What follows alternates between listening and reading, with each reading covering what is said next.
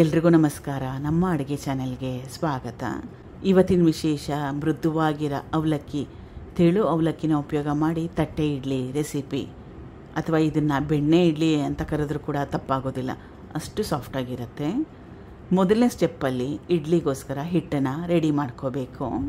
2 ಗ್ಲಾಸಷ್ಟು ಹಸಿ ಅಕ್ಕಿ, ದೋಸೆ ಅಕ್ಕಿ, ದಪ್ಪ ಅಕ್ಕಿ, ರೇಷನ್ ಅಕ್ಕಿ ಯಾವುದಾದ್ರೂ ಪರವಾಗಿಲ್ಲ. 2 ಗ್ಲಾಸಷ್ಟು ಅಥವಾ ಸುಮಾರು ಒಂದು ಅರ್ಧ kg ಅಷ್ಟಿದೆ.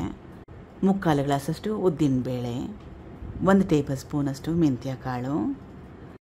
ಈ ಪದಾರ್ಥಗಳನ್ನ ಸುಮಾರು ಒಂದು 4ರಿಂದ 5 ಸಲ ಚೆನ್ನಾಗಿ ತೊಳಿಬೇಕು, ಕ್ಲೀನ್ ಮಾಡ್ಕೋಬೇಕು. ತೊಳೆದಿದ್ದು ಹಾಕಿದೆ. ಮತ್ತೊಮ್ಮೆ ಫ್ರೆಶ್ ಆಗಿರೋ ನೀರನ್ನ ಸೇರಿಸ್ಕೊಳ್ತಾ ಇದ್ದೀನಿ. ಈ ಪದಾರ್ಥಗಳನ್ನ ಸುಮಾರು ಒಂದು 4ರಿಂದ 5 ಗಂಟೆಗಳ ಕಾಲ ನೆನೆ ಹಾಕಬೇಕು. ಸುಮಾರು ಒಂದು 5 ಅವರ್ ಆದಮೇಲೆ ಎಲ್ಲ ಪದಾರ್ಥಗಳು ಚೆನ್ನಾಗಿ ನೆಂದಿದೆ, ಮೆತ್ತಗಾಗಿದೆ. ಇದು ನೆನೆಸಿಟ್ಕೊಂಡಿರೋ ತೆಳು ಅವಲಕ್ಕಿ 1 ಗ್ಲಾಸಷ್ಟು, 2 ಗ್ಲಾಸಷ್ಟು ಅಕ್ಕಿ, 3/4 ಗ್ಲಾಸಷ್ಟು ಉದ್ದಿನಬೇಳೆ, 1 ಗ್ಲಾಸಷ್ಟು ತೆಳು ಅವಲಕ್ಕಿ 10 ನಿಮಿಷಕ್ಕೆ ಮುಂಚೆ ನೆನೆ ಹಾಕಿದ್ದೆ. ತೆಳು ಅವಲಕ್ಕಿ ಬೇಗ ಮೆತ್ತಗಾಗೋಗುತ್ತೆ. 10 ನಿಮಿಷ ನೆನೆ ಹಾಕ್ಕೊಂಡ್ರೆ ಸಾಕಾಗುತ್ತೆ. ರುಬ್ಕೋಬೇಕು. ಹಿಟ್ಟಿನ ಕನ್ಸಿಸ್ಟೆನ್ಸಿ ಗಟ್ಟಿಯಾಗಿರಲಿ, ನೆನ್ಪಿಟ್ಕೊಳ್ಳಿ. ಇಡ್ಲಿ ಮಾಡ್ಕೊಳ್ತಾ ಇದ್ದೀವಲ್ಲ, ಅದಕ್ಕೋಸ್ಕರ ರುಬ್ಬಿದ್ದಾಗಿದೆ. ಬೇರೆ ಬಟ್ಲಿಗೆ ಸೇರಿಸ್ಕೊತಾ ಇದ್ದೀನಿ. ಇದೇ ರೀತಿಯಾಗಿ ಅಕ್ಕಿ, ಉದ್ದಿನಬೇಳೆ ಎಲ್ಲ ನೆನೆ ಹಾಕ್ಕೊಂಡಿದ್ವಲ್ಲ, ಅದನ್ನು ಕೂಡ ರುಬ್ಕೋಬೇಕು. ಎಲ್ಲದನ್ನು ರುಬ್ಬಿದ್ದಾಗಿದೆ.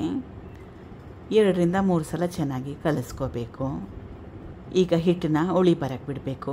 ಸುಮಾರು ಒಂದು 8ರಿಂದ 10 ಗಂಟೆಗಳ ಕಾಲ. ಬಿಸಿಲುಗಾಲ ಇದ್ದರೆ ಬೇಗ ಉಳಿ ಬರುತ್ತೆ. ಮಳೆಗಾಲ, ಚಳಿಗಾಲ ಇದ್ದರೆ ಸ್ವಲ್ಪ ಹೆಚ್ಚಿನ ಸಮಯ ಬೇಕಾಗುತ್ತೆ. ಸುಮಾರು ಒಂದು 10 ಅವರ್ ಆದಮೇಲೆ ಹಿಟ್ಟು ಚೆನ್ನಾಗಿ ಉಳಿ ಬಂದಿದೆ, ಹಗುರ ಆಗಿದೆ. ಕಲಿಸಿದ್ರೆ ಗೊತ್ತಾಗುತ್ತೆ ನಿಮಗೆ ಹಿಟ್ಟು ಉಳಿ ಬಂದಿದೆಯಾ ಇಲ್ವಾ ಅಂತ. ರುಚಿಗೆ ತಕ್ಕಷ್ಟು ಉಪ್ಪು.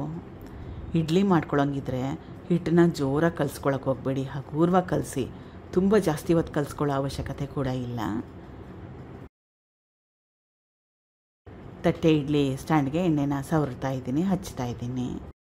ಇದನ್ನು ಸ್ಟೀಮ್ ಮಾಡ್ಕೋಬೇಕು 10 ನಿಮಿಷ ಹೈ ಫ್ಲೇಮ್ನಲ್ಲಿ. ಈಗ ತಟ್ಟೆ ಇಡ್ಲಿ ರೆಡಿಯಾಗಿದೆ. ಸ್ಟೀಮ್ ಆದಮೇಲೆ ಕೂಡ ಒಂದು 5 ನಿಮಿಷ ಹಾಕೇ ಬಿಡಿ. ಸ್ಟೀಮ್ ಆದಮೇಲೆ ಹಬೆಯಲ್ಲಿ ಬೇಯಿಸ್ಕೊಂಡ್ಮೇಲೆ ಕೂಡ ಒಂದು 5 ನಿಮಿಷ ಹಾಕೇ ಬಿಡಿ, ಇಡ್ಲಿ ಕರೆಕ್ಟಾಗಿ ಸೆಟ್ ಆಗಲಿ. ನನ್ನ ಇಡ್ಲಿ ಸ್ಟ್ಯಾಂಡು ಕುಕ್ಕರಲ್ಲಿ ಇಟ್ಮೇಲೆ ವಾಲ್ಕೊಂಬಿಟ್ಟಿತ್ತು. ಅದಕ್ಕೋಸ್ಕರವಾಗಿ ಒಂದು ಕಡೆ ಸ್ವಲ್ಪ ದಪ್ಪ ಬಂದಿದೆ, ಒಂದು ಕಡೆ ಸ್ವಲ್ಪ ತೆಳುವಾಗಿ ಬಂದಿದೆ. ಟ್ರೈ ಮಾಡಿ ನೋಡಿ ಒಂದು ಸಲ. Thank you for watching. ಧನ್ಯವಾದಗಳು.